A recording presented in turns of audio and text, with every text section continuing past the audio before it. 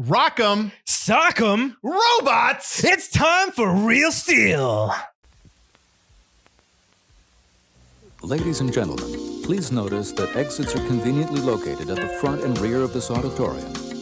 When leaving the theater, we suggest that the exit at the front of the auditorium will allow you easier access to the parking areas. Thank you. Hey, I'm Mike Fields. I'm Mike Butler. And you're listening to the Forgotten Cinema Podcast. Each episode, we highlight a film that, for a variety of reasons, was forgotten by audiences. Whether it be because a more popular movie was released at the same time, or the movie simply didn't catch on with an audience in its initial run. We'll discuss what we love about the movie, or perhaps don't love about it, but we'll always recommend you revisit it. If you enjoy our podcast, we want to hear from you. We're on Instagram, Facebook, and TikTok. Our podcast is available on all platforms with a backlog of over 200 episodes for your listening pleasure. And with that, we return. Oh, yeah. Season 17, a new beginning. Rebirth. Is that what it's called? That's right. That's what it says on the merch. That's right. You're right. Rebirth. Right. With the big eagle. It's That's the Phoenix. The Phoenix. Right. Rising from the Order of the Phoenix. Harry Potter and the Order of the Phoenix. Welcome to the Forgotten Cinema Studios. I guess brand new. That's right. Stretched out a little bit more. Some more poster action going on. Yeah, in the videos you'll see me staring like over Field's shoulder from now on, because I'm going to be looking at that beautiful Italian Army of Darkness poster he's got. La Armada della Tenebrae. Woohoo. All right. So I think you kind of figured out what we're doing. If for those who maybe do not know what we're doing, Mike, what movie are we doing today? We are doing the Shawn Levy directed, Hugh Jackman starring 2011 film Real Steel. I'm surprised they never had the Rockem Sockem Robots in the movie, which I'm kind of disappointed. I guess because it's based on a book, they couldn't. Now that I'm learning that. Although somebody playing Rockem Sockem Robots in the background, come on. I would have appreciated that. I would have appreciated that quite a bit. I don't know who makes Rockem Sockem Robots. Maybe Hasbro. Yeah. Should have done a tie-in with Real Steel, and I should have been like the ninja guy and Adam fighting each other. Or Zeus. Indeed. And you put your own guys on there. Indeed. All right, so let's get into it. We had to do the facts, and then we talk about the movie. And you know the deal. So the movie Real Steel has a runtime of 127 minutes. It's rated PG-13. Has a production budget of $110 million. It came out on Friday, October 7th, 2011. Opening weekend, it did $27.3 million. Domestic, $85.4 million. International, $213.8 million for a worldwide total of $299, just under $300 million. So clearly it was popular internationally than foreign rather than domestic. It's a bunch of robots fighting each other. Who needs words? I'm a little disappointed in the domestic side there. Production company was 21 Laps Entertainment, Montford Murphy Productions, and DreamWorks Pictures. Distributed by Walt Disney Studios Motion Pictures and DreamWorks Studios. So I said it came out on the 7th of October. It went up against in a wide release, The Ides of March, which Butler we're doing later on this year. So that was great on us to pick the same movie, the same date. But hey, what are you going to do? It also limited that week was the Human Centipede 2 full sequence for those who... Oh, that's why Real Steel didn't make enough money. Yeah, exactly. Feed her. I think that's in the first one. October 14th, the week after, you had a wide release of The Big Year. The Footloose re-release, not the Footloose re-release, and The Thing re-release, which is weird that there's two re-releases on the 14th. So that was that was the start of the remake apocalypse. What? No, those aren't the reboots. Those are re-releases. Those are the original movies coming back. Oh, that's not the one where they're in the other Arctic? No. Okay. I don't think so. Are you sure? Why do I have re-release here? I say The Thing re-release. I don't know. Now you're going to make me look stuff up, Butler. Oh, come on. No, that's not right. That's not right. What's what did I say? It came out October 7th, 2011? No, what? Rusty. Footloose, the remake is 2011. Rusty. Why did I have that as a re-release? The Thing remake was also 2011. It says no. It's a wide release of The Thing wasn't a re-release, so that's my fault. The Thing is the actual remake of The Thing, which takes it's not a remake. It's a prequel. A prequel of The Thing with the exact same plot line. Right, but it's what camp was it? The Swedish camp or the Norwegian camp? Norwegian campers. Yeah, I think it's Norwegian. Yeah. So I was wrong about The Thing, but I was right about Footloose. It is a re-release. The original came out a wide release on 2011, October 14th. So when did this one come out? Well, I don't care about that. I care about the re-release. I don't know if... It won't say the actual date. So while he's looking that up, I will also tell you that that week, the 14th, you had a limited release of Trespass, Fireflies in the Garden, and The Skin I Live In. The week before Real Steel came out, which was the 7th, and now we're back to the September 30th. You had a wide release of What's Your Number, Dreamhouse, 50-50, and Courageous, and a limited release of Tucker and Dale vs. Evil and Take Shelter. It was the remake of Footloose. October 14th, the remake of Footloose. I am telling you what is listed on Box Office Mojo says Footloose. Box Office Mojo was wrong. So take it up with them, not with me. That's what it says there. I will flip the computer around and I will show you the poster. Listen, that is fine. I'm trying to get the right facts. This film, Real Steel, was directed by Shawn Levy, as Butler said, who's done Free Guy, The Internship, The Night at the Museum series, all that kind of stuff. He's also a producer on this movie, so he's produced the TV show Stranger Things and The Boogeyman, and I believe he was nominated for an Oscar for Arrival. He was a producer there because that movie got nominated for Best Picture. Screenplay was John Gatins. He's been nominated for an Oscar for Flight. He also did Summer Catch, which is an episode we did. Mm-hmm. The original story was Dan Gilroy, and also a story credit for Jeremy Levin. Gilroy has done Nightcrawler, which was nominated for an Oscar, and The Bourne Legacy, another one we're doing this year. Levin has done The Notebook and Don Juan DeMarco. Cinematographer was Mauro Fiore, who won an Oscar for Avatar. He's also in the A-Team. Shocker. We did that movie as well. He also did Madam Web. So there's also that on his resume there, which I watched. You did not watch that? No, I'm not. I will watch anything. Composer was Danny Elfman, who was nominated for 4 Oscars: Milk, Big Fish, Men in Black, and Good Will Hunting. Editor was Dean Zimmerman, who's done Date Night and The Adam Project. Do you remember The Adam Project? Because that was on Netflix. That's the Netflix Ryan Reynolds. Right. One. Did you ever watch it? No. Because you watched it and told me it was terrible. Oh, whoa. Or not very good. Whoa. You're right. But that was... Because that movie was during, was like 2021. It was during the theaters aren't really. That's the thing. Like, but I think it was always supposed to be a Netflix exclusive. But all these movies that come out on streaming during that time, especially, I just lose. I lose. I remember, I saw that. And then I'm like, I don't remember anything about this film. So I know what the Adam Project is. I hated the twist. I don't know. I just wasn't a fan, but whatever. That's just me. They also, along with Levy as a producer, you had Susan Montfort and Don Murphy. Montfort has done Shoot 'Em Up and the TV show Vampire Academy. Actually, the movie and the TV show. Murphy has done Apt Pupil from Hell, which is an episode we did, and Transformers.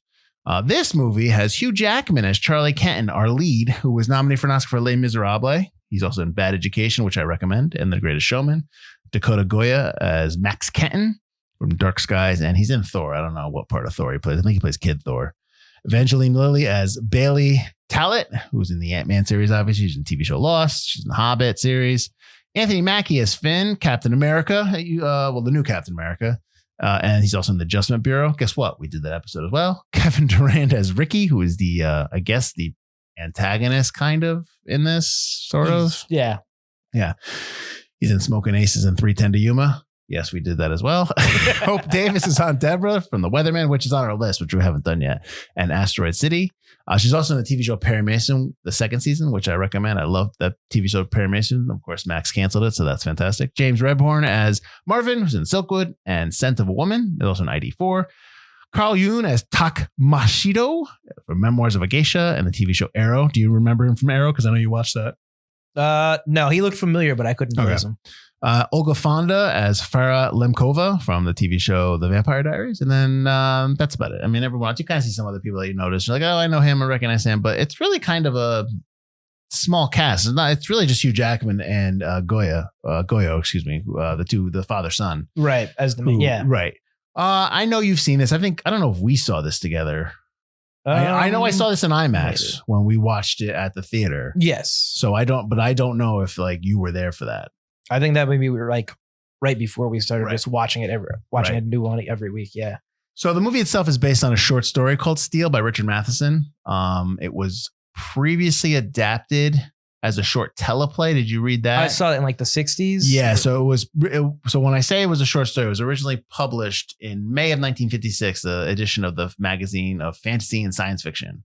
And then it was later adapted in a Twilight Zone episode in 1963. So that's probably the short teleplay we're talking about. I am very curious about watching that short teleplay. I want to see like what they would have been able to do. It would have been good if we actually did that before this show. So we could have actually had some insights on this show, but like we're already failing. Yeah, I know. We're sorry.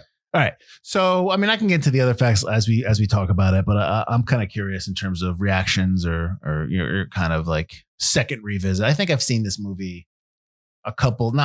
This might be my first time rewatching the entire thing.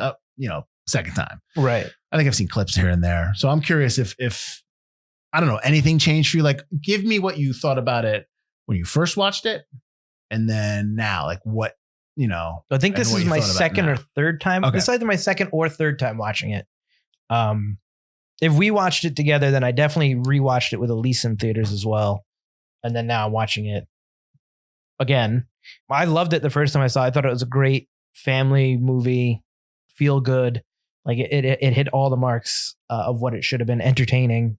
This time, I still really liked it. I still had the same, like, it was a happy movie. It's a feel good movie. I felt good watching it. I was entertained the whole way through. It's a great length. I think I noticed that Hugh Jackman's character, Charlie, is a lot more of a dick than I even originally remember. He's not a good dude. He is not a good guy. But I like the fact that they avoid like him wanting him at the end. Like, you know, right? What I mean? He wants to be part of his kid's life, but he doesn't go like, I want him back. I'm going to take care of him. Yeah, I'm glad they didn't do that. Yeah. It ends kind of like Rocky, where they're just kind of like on a moment, on like a high moment of emotion. But the ending, yeah, sure. So yeah, I don't think anything really changed. I still really enjoy this movie. I still think I know Real Steel 2 is in development, but it's been in development since the first one, so I don't think that means anything. Yeah, I don't think it's coming. But yeah, I was always surprised this didn't get more. Like I'm surprised there was no quick video, like not quick, but like there's no video game tie-in. This would have made an easy video game franchise, or at least a one-off. That there was no Real Steel 2. That just kind of got lost. Mm-hmm. We'll talk about that at the end, why it's forgotten. But I think it's a really good feel-good movie. I think it hits all the marks. I think it's entertaining. Obviously, you can make sequels out of this movie, but it's not doing something that I think this was like the year or like a year before. Like everything started where everything is trying to build a universe. This movie doesn't try to build a universe. Well, you had Iron Man 2008, 2009. You had Iron 2008, Man. yeah. So this is like maybe like a couple movies into the Marvel stuff. So the MCU is kind of just kicking off, and not everyone has just started copying it Jumping yet. on the bandwagon. Yeah, you're right. Like it sets up a universe in terms of it builds a world, but it doesn't really build like, and now this character is going to like Anthony Mackie's character is cool, but he's not like, there's going to be a spinoff with his character showing, like, it doesn't do that, which I appreciate. It focuses, like you said, on Max and Charlie and their relationship really well. Yeah. To that point, I think I think the movie's a little too long. You don't. Okay. No. I like the movie. I like the moments. Like the ending is great. The fights are good. There's a couple things in this movie that I just think that, like, I think they do a lot of stuff that's not boxing related. And sure. And it's just, some of it feels repetitive, and some of the dialogue, especially the dialogue with Bailey, who Lily plays, it's good, but I just don't think it's strong. It feels very melodramatic. Like there's like, it feels like it feels a lot like there's placeholder language in there when she's having conversations with Charlie, but they never change it. They just kept it in there. It just doesn't, it feels like I've seen it before, and it just doesn't hit me emotionally. Like I get it. There's emotion in the scene. Right. But I'm not really feeling it. Like I'm just kind of like, I think we've talked about this on the show before, where like, obviously everything's been done before, but when you're watching a movie, there's little things that'll pull you out of watching the movie. Like sometimes when you're watching a film and you get, it pulls you in, like a movie like Dune or Dune Part 2, which we watched. Right. You are engrossed into it, and you're just like, you're all in. You're like, yes, yeah, awesome, this, and you're digging it. But there's little things in movies where it starts pulling you out, and you realize I'm watching a movie. Then you start kind of like seeing things you don't like and don't love. And so in this film, I just felt like a lot of the dialogue felt very melodramatic, TV movie-ish.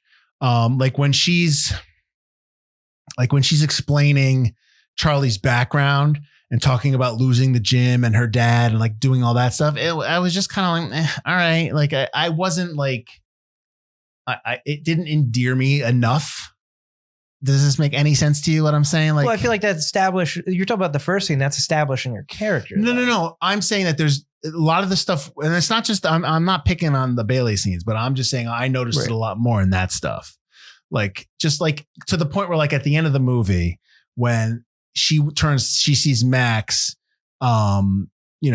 crying because he's watching his father box one last time, and then you see her, and her shot is like she's she's got the spotlight down on her, everything else is, and she's just like, she does that, she looks up and she's like she's like tearing, and she looks over, and I'm just like to me, like when I first watched it, I was like, oh yeah, and then now I watch it, I'm just like, oh, okay. Well, it's because you're jaded. Maybe that's it. Maybe I just don't. Maybe I'm just a stinker. The first scene where she explains that she's going to lose the gym, I don't mind because it kind of establishes her character, gives her kind of a stake in it, even though she's not super important in the film. Mm-hmm. I will say that the time that they talk about like Charlie's boxing match, I would have liked to have seen maybe flashes of his boxing match. Okay. Would connect me more to that scene, because I think the way she tells it, just telling it like that, is kind of generic. Like, oh, we've seen that before. The down and out boxer who had one good match. I think it would be a lot more emotionally connected then if we got to see parts of some of that match while she's telling it. Mm-hmm. Because as she's telling it, I'm just like, so it's just every Raging Bull, Rocky, undefeated, Hurricane boxing story but that's that I've already seen. Cinderella Man. That's what you want, though. But that's exactly that's the movie you want. But like you're saying, that's kind of a generic story. So if you show me, I might connect to it more. If I got to see it happen a little bit more. Sure. Okay. I don't know. I just couldn't. But yeah, I wasn't as like, as you maybe. Like I said, the dialogue is good. I just don't think it's strong. It's simple. It's good enough. It's a family you're movie, right. So yeah. It's good enough. But at 2 hours and 10 minutes, right? 2:07. That's when I start feeling it. That's what I'm saying. Like, so if this movie's an hour and 45, I'm probably like, we're right to the fight. I think there should be more boxing. Number one. I wouldn't mind, but that's the thing. It's like, I like that it's 2 hours and 7 minutes. You do this movie now, it's 2 hours and 35 minutes. No, sure, easy. I get that, but I'm saying go under 2. I don't think it needs to be. I think under 2 would be too short for this kind of movie. I disagree, because I think there's stuff you could trim. Like the whole, like I get like the Anthony Mackie stuff. He's his buddy, and then like the Ricky. I don't think you need like that whole thing, like Ricky's where Ricky comes in and beats the crap. Like he beats the crap. I'm gonna beat you with an inch of your life. And then the next time we see him, he's fine. He's just got a little bit of a shiner. Yeah, like he's got nothing. Like there's nothing wrong with him. Which is like, he can get beat up. I will agree. You could cut Ricky. You can cut that whole thing. And where you could cut Finn's second scene where he's back again. Like they just put Ricky in because there's like, he should get what he deserves. It's like, well, he should never have been in there. It's supposed to be a ticking clock. Yeah, you're doing like this kind of like, there's danger. Or you should have done more with him owing the money. Because that first guy who calls, and then you never see him again. You never hear from him again. Mm-hmm. So within that montage where he's paying back Lily, you could easily have him paying back everybody else. Yeah. Done. That's not the story. No one cares about that. Right. At this point, Charlie's already been established as not a good role model, not someone who should have Max to begin with. Right. So you could cut that. That would probably cut about 10 minutes, maybe. I just put you under 2 hours. That's all I'm saying. I just think there's a little too much there. And on the idea of like, another thing I didn't like. I mean, I get it. I know why it's great to have Adam fight Zeus at the end. Obviously, that's what we all want. Right. But it's kind of ridiculous that they fight at the end. Like, there's no reason why they should fight again. Well, like, that's like a missing scene where you don't have him being so mad, or you don't have like their stock drop, or like Zeus's attendance is down 20%. Like, you need a scene like in Rocky. Yeah. When Carl Weathers, when Apollo Creed's sitting there and they're trying to, some guy drops out of him and he doesn't want to lose the money. And he's like, we got to let's give some low life a chance. Yep. It'll be good PR. Like, that's what you need, that scene. And you know what? I'm sorry, but like, I won't, like, if you do that in this movie, I'm not going to be mad at you because you're ripping off Rocky. It's a homage, but the whole movie is ripping off Rocky. Yeah, I know, but that's what you need. You need that scene. And there's not, it's the fact that this little, I never like precocious children in real life. I hate precocious children. But in the movie, when they're like, I want to fight, right? I'm like, oh, come on. Really? The pressure of a kid, of a 10-year-old, a 12, 11-year-old? I think it's the pressure of the crowd being like, it just. But like you said, if there was a scene, I also wasn't a huge fan of just like, I think I have it in my notes, like, wait, Zeus did want to fight? When did that happen? Yeah. Because you don't even get like Charlie getting a phone call or opening an invitation. Oh, it just happens. You get nothing. He just tells Max, we got that fight. Yeah. Like, what if he didn't get that fight? What would you be saying to Max right there in the doorway? Mm-hmm. Like, I don't know. Yeah, no, I just, it's, yes, the scene is great. The fight is awesome. Getting to there is like, it could be that we could do that a little better. That's all. I mean, I think that's my whole comment. And it's very easy for me to say, look, I didn't make the film. And so it's very easy for me to say that, I get it. but it's just, these are things that come to the surface when you're watching a film and you just can't connect with it. And then you start being like, why don't I like it as much as I should? Like, I like this scene. I like that scene. I like, certain scenes in the film, but I'm not loving it like I should love it. And to be fair, I do like this film, so I don't know why I'm being negative. Doesn't sound like I don't know why I'm being so negative. I don't get it. Do you not want the Xbox 720? No, what I want is that clear phone. That's You've what always I want. wanted I always wanted that clear phone. They had it in The Expanse. They had the devices. That's what I want. All Minority Reports are. I think I read that this year or last year that someone made the transparent phones. No, as a test device. I remember when Real Steel came out, I remember reading, because I always say this to everybody, and I don't even know if it's true anymore, that Apple had purchased the patent for a clear aluminum, right, or clear metal or steel or something transparent like that. Aluminum, supposedly. And I was like, okay, well then let's go. That's the I want, but it's obviously it's going to be some kind of polymer plastic that's going to be embedded in that stuff. Like, can we have this please now? I mean, we're already paying $2,000 for phones. You don't think we can get a clear plastic one that does? Oh my god, that'd be awesome. It'd be so awesome. Phone looks so great. I'll be like, yeah. But to be fair, I always wanted the Matrix phones when they were out. Made the Matrix phones. They did. And I had them and I go, this phone sucks. You had one? No, I didn't have it. I held one. You held one? Because I think my parents wouldn't get one for me because it was like right when I first got cell phones. They're like, no, you don't need that. It was some kind of like, it was some kind of like promotion thing. And I don't know how I got it. It's not really the phone, but it was like what the phone would be. Oh, okay. And it snapped down and stuff. And I was like, this stinks. I don't want this, because it was like hard. It covered the plastic, covered the whole thing. You were just like, it wouldn't go down all the way. I'm just like, no, I don't like this. This is corny. Just operator, I need an exit. Exactly. You know what was corny that I didn't like in the film? Ooh. I didn't like the Twin Cities robot. I didn't think he made sense. I thought he was stupid. Because he had two heads? Because he had two heads and two controllers. That's not going to work. Well, you don't know the rules of world robot boxing. I can tell you this. If someone's controlling two sections of your robot, unless these people are linked like in Pacific Rim, which I also never liked that idea. What? It just doesn't make sense. We need two people to control this body. You have two different consciousness. At least they explain it. Like, at least in Pacific Rim, you need to link. But like these guys are just two different I need it no, just, or if it's like one guy's the engineer and one guy's just controlling the joystick, why does it need two heads? That's two more heads than it needs. It's just another target for another robot to beat you up with. Or why don't you have? I mean, is this against the rules having more than two arms? Can you have four arms? Like that kind of stuff. Like Goro, like from Mortal Kombat. I'm sure eventually that's where World Robot Boxing was going. But sure. I like speaking about robots, like one of the BattleBots was kind of popular back then. I remember the Mythbusters making a robot, BattleBot that was so powerful and so armored that they had to kick it out of BattleBots. They told them they couldn't use it anymore because it destroyed everything and it was literally undefeatable. That's the whole point of BattleBots. That's dumb. They got kicked out. Of course. Did you know that the writer, Gaddis, played Kingpin in the movie? Gattens, yeah, that's right. Yeah.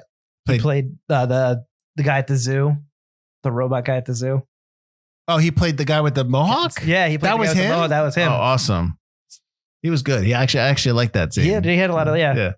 2000. You got it. I know. That was a good scene. That the zoo. Right. Yep. The original screenplay, now we're talking about writing, was purchased for $850,000 from Gilroy. So I think Gilroy just wrote the original, the story. Well, they gave him a story credit, but he obviously wrote the screenplay. And then somebody else took over. But they paid him $850,000 for that. So, and then they kind of, I guess, rewrote it, went through it and stuff like that. And this film takes place in 2020. So I don't know. They didn't know. They obviously didn't know. Also, their Sprint logo. Sprint doesn't exist anymore, right? It got absorbed by somebody. You're right. Did 18? No. Yeah, you're right. But Sprint, that was how long ago was that? Was that a while ago? That was a while. That was definitely before 2020. Yeah. Well, I mean, yeah. And then the Xbox 720 would be a name that makes sense, but instead they chose Xbox One, even though it's the third one, and then Xbox Series X, even though it's the fourth one. All right, nerd. I just hate it. They should just go by Nintendo 64 numbers. Every number should just be, just make it simple. Did you notice that the motel that they're at, probably the longest when he trains them, that's the same motel from Vacancy? I read that, but did you ever see Vacancy? I wouldn't have known. Oh, when it came out, but I haven't seen it in a while. No. I was like, all right, that's cool, I guess. Like the motel from Identity a little bit more. Yeah, that's a little old school. Yeah, I think that's on our list. Identity, yeah, I think. Vacancy, the one with Luke Wilson, right? Yes. Okay. No, now I'm trying to remember if I know that one. I might be confusing with Identity. I've seen Vacancy. So I don't remember. Yeah. I remember a few like scenes, but that's about it. Mm-hmm. You were talking about the sequel before. I guess in 2021, Levy said he wants to reunite Jackman and Ryan Reynolds for the sequel. Like, does Ryan Reynolds need to be in every single movie he does? I mean, I like Ryan. friends? I know you're not a huge Ryan Reynolds guy, but listen, I like Ryan Reynolds. I know his shtick wears thin with you. I'm just saying the Deadpool thing. I like Ryan Reynolds. Oh, I thought like because he's always jokey like that. No. Okay. I don't mind that stuff. I think with Deadpool, like I feel like with Deadpool 2, and now the new one that's coming out, and like the stuff with the popcorn buckets, like he's designing, but like it feels very like a try hard. Like we're really trying hard to be like this, like ulterior, like we're foul mouth, or like it's just. I really like Deadpool 1. But and then we're going on a tangent. But like Deadpool 2, when this is what we do. Yeah. When I saw Deadpool 2 the second time with you, I was like, I also was kind of like, I still liked it. I still thought it was funny, but it wasn't as like funny as I remember it. Sure. Like I was like, maybe it is wearing thin. But my father had that same opinion. He hated Deadpool 2. He's like, I love Deadpool 1, but for some reason, Deadpool 2, I hated. Okay. And then he watched it again on HBO like Deadpool 2 a couple months ago. Yeah. And he was like, remember when I said I hated Deadpool 2? I rewatched it. And I loved it. I laughed at everything. So I think maybe. Well, so when we got to come back. We're not going to do it for a lead up or anything like that. But we're just going to do the new one comes out, which is when? July, I think. Okay. Yeah. I will try to watch the first two again, just to kind of, and I'll let you know. Just kind of, I feel the same way or something like that. And listen, opinions change. I just always like, I'm just kind of like, I think, and maybe in Deadpool, but Deadpool 2, I was just kind of like, I think like 20, 30 minutes into the movie, I just remember being like, all right, enough already. Like, I get it. Like, it's fine. Like, and it's not that I'm against the humor. My sense of humor is probably around that. Is very like that, and even darker. And so it's just that when it's all the time, you just kind of like enough already. Like, it's like when you have do another note. It's like Transformers when it's just action. At some point, you kind of like you become numb to it. So it's just like all right, no, 100%, absolutely. Did you know that Steven Spielberg asked to direct or plot out how the opening at the first robot fight was going to go when they do their introductions? No, the other place. I can't remember the name of it. Which one? That one? Anthony Mackie's place. Oh, okay. Yep. He was visiting the set. He does this a lot. And he was like, "There's a lot of notes that we have this." That like, he's like, "Can we direct it?" Did he let him? I mean, do you say no to that? You don't say A, he's your executive producer, and B, like you don't say no to Steven Spielberg. There's so many notes like that in movies that we cover where he's a producer, where he just pops on stage like, "Yeah, can I do this?" And you're just like, gonna say no. Yeah, I know. I mean, George Lucas let him direct. That's right. And plot out the entire last Anakin Obi-Wan fight. He's like, "Yeah, go ahead."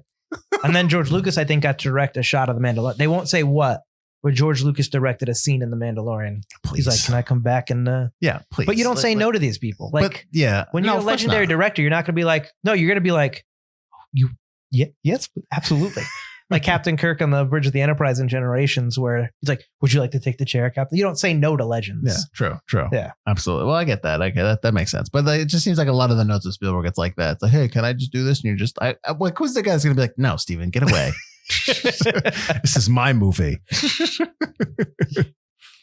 Quentin Tarantino probably would do that. Oh, I know. I could see like Christopher Nolan doing that. Maybe. Yeah. I know Christopher Nolan's big on Spielberg, though. Okay, well, that's fine then. Everyone should be big on Spielberg because he's awesome. It's true. He's one of, if not the greatest modern day storytellers of our time. That's right. That's not a hot take. He's really good. One of the things I think I liked about the film as well is I think the special effects kind of held up. There were a couple of moments where Max and him or Adam are running at night, where there was the dumpster that he runs into and the dumpster flips over. Where I was like, that dumpster is not real because the lighting was off. Yeah. But overall, I think especially in the fights, like, oh no, wait, I think the dumpster was real. No, the dumpster's the lighting, the dumpster's CG. Right. A lot of times you watch movies that are even 10, 11, like even the early Marvel films, you look and you're like, yeah. Mm-hmm.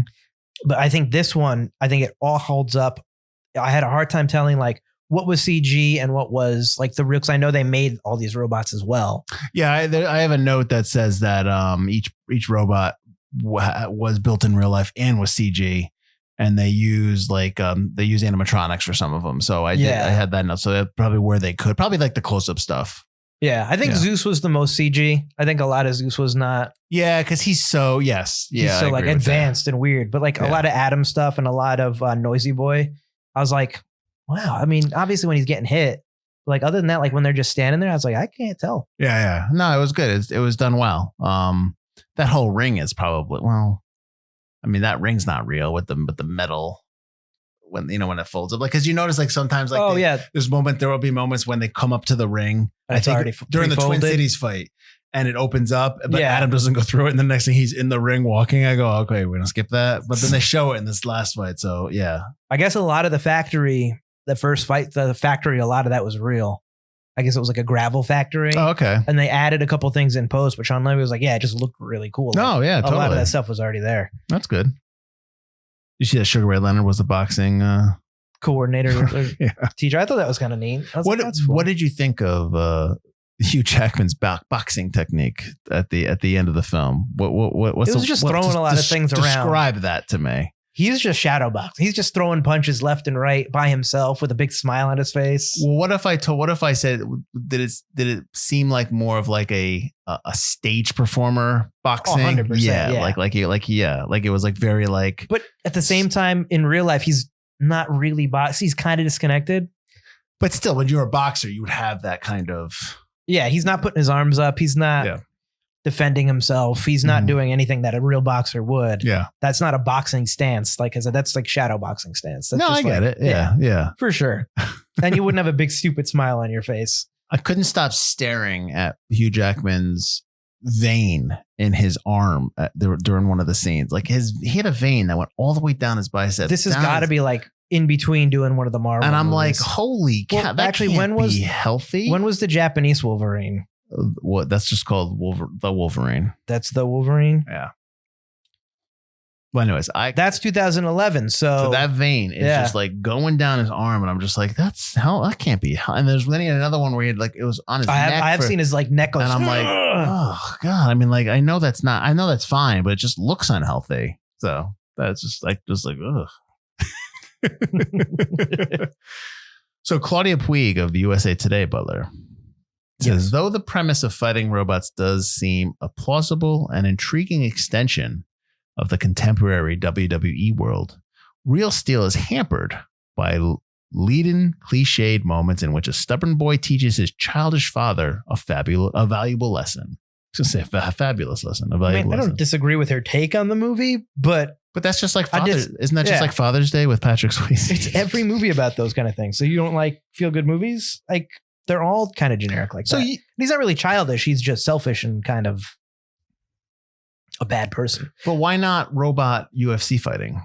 Why robot boxing? It is more robot. It's kind of UFC. Well, they do moves that aren't really exactly boxing moves. But they're boxing. They do throws and stuff. Adam mostly does boxing. Okay, because like when he tosses them. Yeah, nobody's doing roundhouse kicks. No robot's doing a roundhouse. I think that's more because it's like supposed to be like believable robots. So maybe that's the sequel. Robot more advanced. UFC. What are they on? Gen 3, did they say? So this is Gen 5. Oh, what was Adam's a Gen 2? Adam's a Gen 2, yeah. Yeah, with Gen 1. I think Noisy Boy's a Gen 3, they say. Or who knows? Yeah. I can't tell. But yeah, Adam gets the new Gen parts when they take it out of Noisy Boy and they upgrade him. Yeah. That's right. He gets the voice recognition. Yeah, shadow boxing was already in his robot. Yeah. So why are we saying this is forgotten then? Even though I just crapped on it. I didn't crap on it. You kind of crapped on it. Come on. I'm allowed to have an opinion, Butler. Sure. I think that part of the reasons, like I said, it didn't build a franchise. It didn't build a universe. Right. Family films now that are action adventure films have been absolutely dominated by Marvel films now. In fact, I can't really think of a film like this that's an adventure action movie, like you said, the Ryan Reynolds movie on Netflix. Adam Project. A lot of those movies are now on those streaming sites. Are on the streaming sites. Features. They're not really like they've given Marvel the leeway to just be the only ones that do it. I would say maybe Free Guy, but Free Guy's not really an action. It's just kind of like a comedy movie. But Free Guy's a good movie. Free Guy's good too. It's also Shawn Levy. But I think that a movie like this, that's maybe a little darker, it's a little more action oriented, you don't see very often unless it's Marvel. And like this is coming out during the height of Marvel. This is when the Marvel movies were good and plentiful. Mhm. And I think that really hides it in the zeitgeist of action, like family action movies. Do you think the low domestic number in the box office had something to do with maybe it didn't get such a green light? Like, I'm sure like they talked about they want to do a sequel, but a movie that a studio really wants to do is going to make it happen. So Sure. do you think maybe the reason why we didn't get a sequel was because it didn't even make its production budget domestically? Now, I know that the paradigm has shifted in today's The worldwide is what Hollywood matters because more, because international worldwide box office is now coveted because it's a lot more. What's weird is this is DreamWorks, but you said it was distributed by Disney. Right. Disney's dealing with Marvel. So yeah, this isn't going to put up those Marvel numbers. Disney wants nothing to do with it. They've already 2011. So right now they're in the process of shortly using that Marvel money to buy Lucasfilm. So I think that, at this point, this wasn't in their agenda. At this point, Marvel was probably taking up Marvel and maybe Pixar was probably taking up 100% of their attention. Mm-hmm. Yeah. Okay. 100%. So you're saying, that's I probably agree, part of that. Yep. Yeah. Okay. I think that it's like you said, it came out before. I mean, world building just started. IP building just started here. Like it's always been a thing, world building and stuff like that, but it really didn't heat up until around now. Yeah. Right. So, I mean, you wouldn't need to strike while the iron's hot with Real Steel. At this point, you just might as well just do a remake and recast and redo the whole thing over again. I think that's what I would have rather seen a Real Steel 2 anyway. Yeah. I mean, I still think it's a fun movie. I think it's a fun movie to take your son to. It's a fun movie, like, for the guys to go out. I mean, and if the ladies enjoy that type of Hugh Jackman, I mean, he doesn't get naked. I know Elise really liked this movie. Yeah. I think it's a fun Saturday film. It's a Saturday night movie. I just wish it was a little shorter. Would you recommend this to everyone? Certain people? Yeah, because I think Hugh Jackman has broad appeal, and I think that it's, like I said, if somebody's looking for like a fun movie that's not a superhero film or not something that that's been out there, I think this is a definite recommend. It's definitely, but I wouldn't be able to like. There's movies where you recommend to people that are really good, and then if someone's like, "Oh, I don't like that," you're like, "Oh, come on, it's really good." But like this movie, someone's like, "I really like it," I'd be like, "Okay, well, I understand that. Because it's flawed. I think it's a little flawed. On it. Yeah. I mean, look, I like the stuff that when Ricky gets the crap kicked out of him, and like when they meet him at the he tries to go to the other aisle. Sit down, darling. I'll be back for you. That stuff's great. He's not coming back. But at the end of the day, you're just like, I don't need this scene. Like so, like that. Yeah. But that's probably the storyteller in me, and watching so many films. I think that's the Disney in that was like Disney was like, he's got to get his comeuppance. Bad guys can't get their comeuppance. Yeah, he better have to get their comeuppance. Yeah. So no, totally, I would totally recommend it. So yeah, Real Steel, pretty good. Rockem Sockem Robots, the movie. Pretty much. That should have been the tagline. I don't even know what the tagline was, but that should have been the tagline. Awesome. Courage is stronger than steel was the tagline. Yeah. That's lame. It should have been Rockem Sockem Robots. Or just Rockem Sockem, and then Rockem Sockem Robots could be like, whoa. Rockem Sockem. We didn't finish it. Just Rockem Sockem. Yeah, that would have been good. Absolutely. All right. So usually this is the time when we, I guess, talk about where you can find us, but why don't we talk about our Patreon a little bit?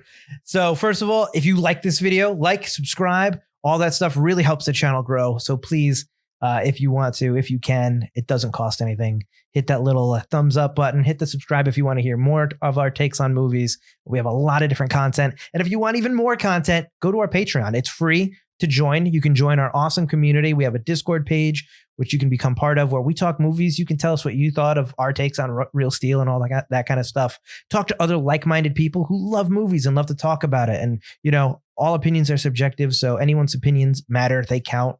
They're correct and incorrect at the same time. Correct. Yeah. No one's wrong or right about movies. Correct, sir. But it's a place where if you love movies that aren't just, Marvel movies or anything like that, we love to talk just all kinds of movies and everything about movies.